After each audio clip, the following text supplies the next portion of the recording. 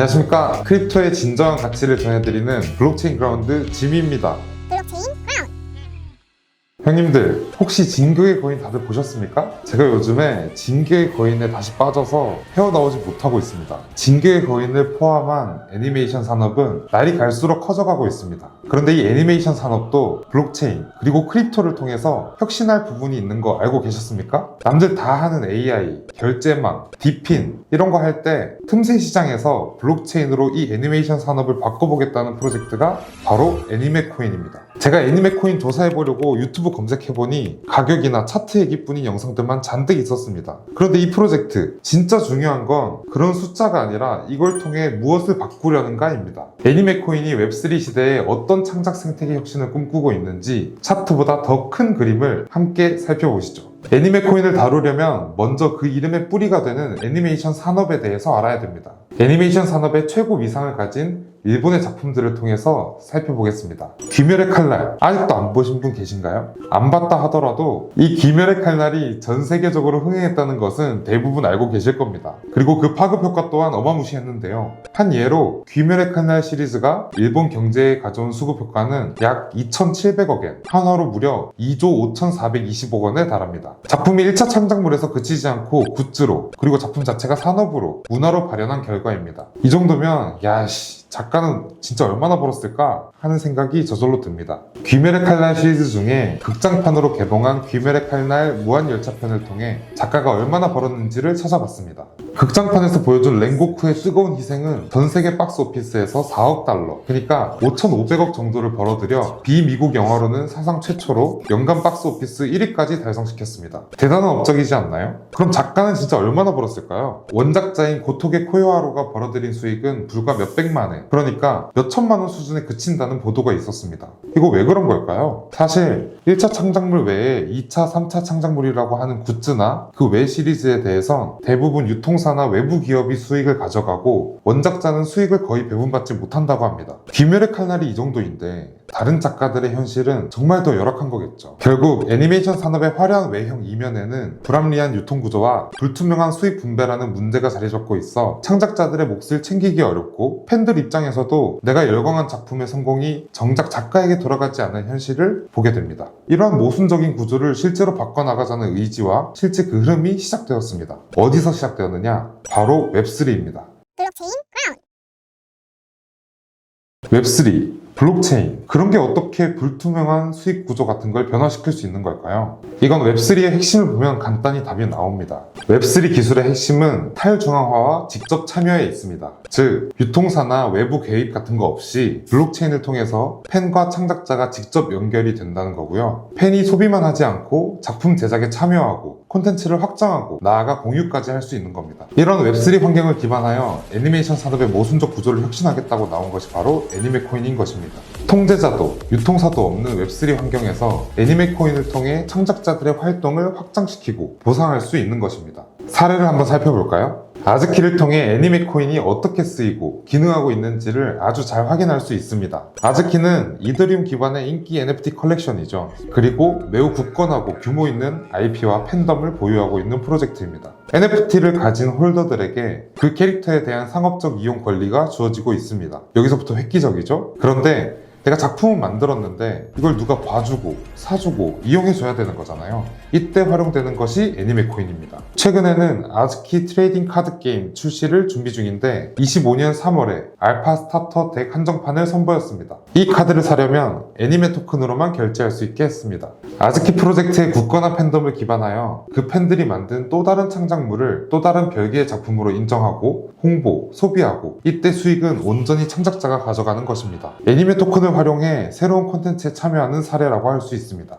이런 식으로 창작자가 팬이 되고 팬이 창작자가 되는 구조가 극대화될 수 있었던 데에는 애니메코인이 최초 발행 시 철학을 담은 분배 구조가 꽤 큰 역할을 했습니다. 초기 발행 물량의 37.5%, 무려 3분의 1이 훌쩍 넘는 양을 아즈키 NFT 홀더 커뮤니티에 할당했고요. 이 외에도 13%는 기타 커뮤니티 지원, 2%는 파트너 커뮤니티에 배정되어 출시 시점부터 토큰의 50% 이상이 여러 커뮤니티에 분배되었습니다.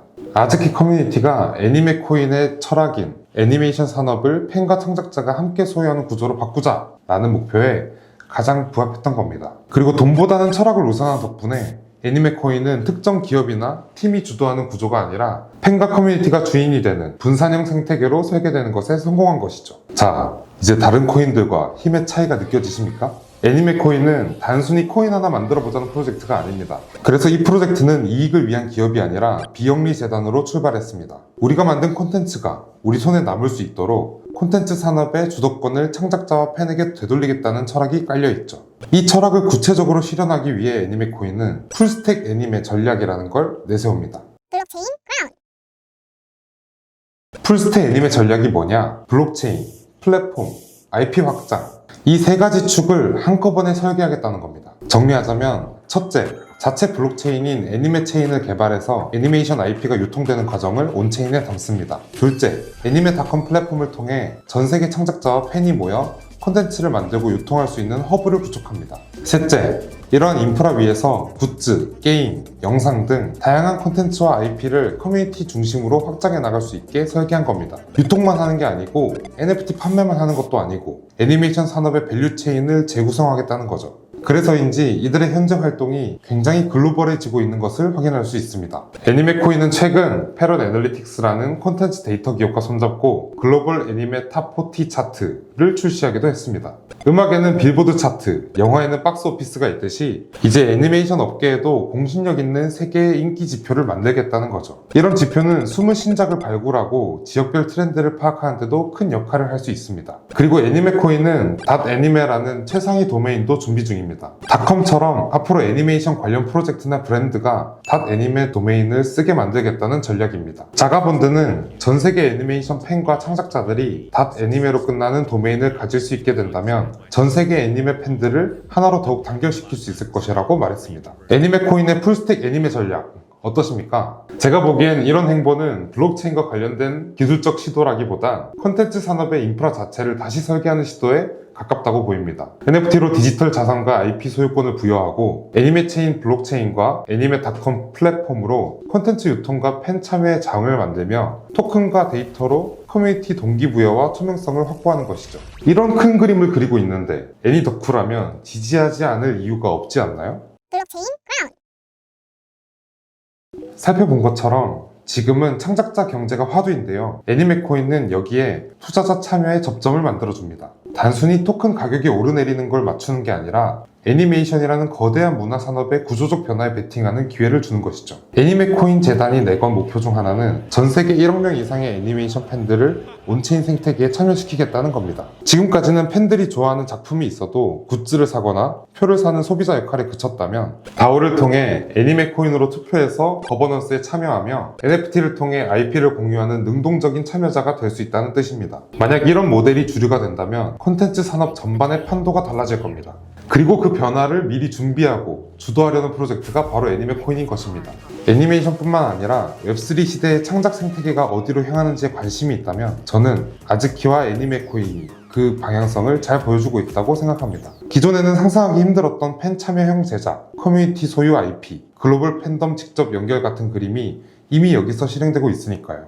맨 처음 말씀드렸듯이 전 세계 애니메이션 산업 규모는 어마어마하게 성장해왔고 앞으로 더 크게 성장할 겁니다. 이렇게 크고 유망한 산업이지만 아직까지 팬과 창작자가 모두 윈윈하는 구조는 아닙니다. 웹3와의 결합으로 인해 팬들이 보내는 응원으로 좋아하는 창작자 및 창작물이 더 유명해지고 커지게 되면 팬들도 보상을 받을 수 있습니다. 만약 그렇게 된다면 팬들은 더 힘나서 팬질, 덕질 할 거고 이 산업은 더 지속 가능해지지 않을까요? 블록체인 크라운.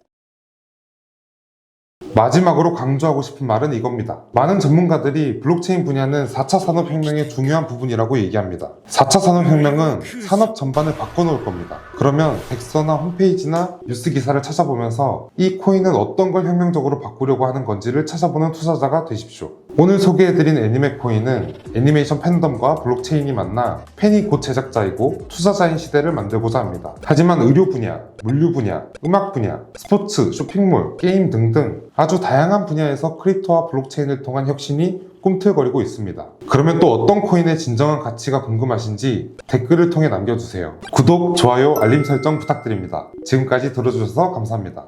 블록체인 그라운드 짐이었습니다.